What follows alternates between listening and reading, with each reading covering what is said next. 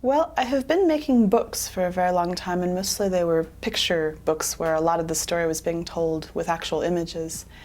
And I was drawing one day and I had this phrase pop into my head, the time traveler's wife.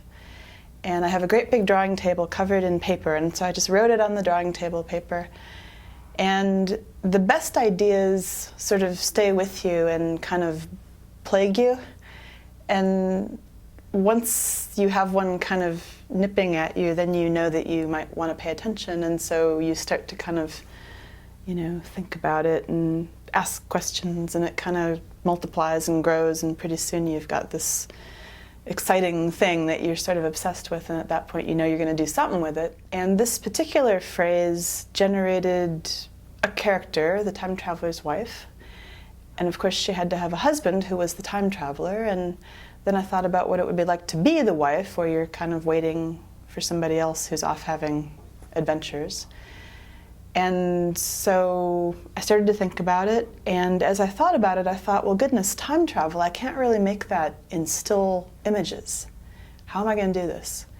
And I thought, well, it either needs to be a novel or a movie. And I personally could not just go and make a movie, so I wrote a novel.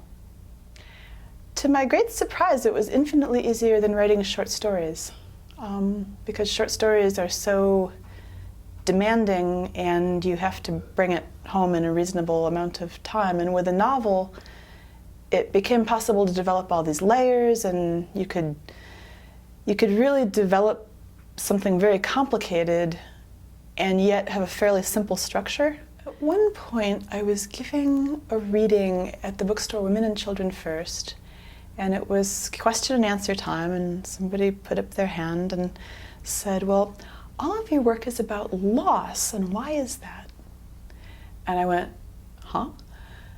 And then I went home and thought about it, and I thought, well, in a way that is kind of true. My work is about time passing and things that go away and you can't get them back, and death, and of course it's also about birth and music and art and running around like a maniac without your clothes on. But it is true that I write about loss a great deal, and I think that I do that because it seems like the most profound thing that happens to us. I mean, in addition to gaining things and falling in love and having children, everything that we do is potentially going to be lost. And so I just think, it's important to enjoy everything while it's here and pay attention while it's here. So that's actually one of the main themes of the book.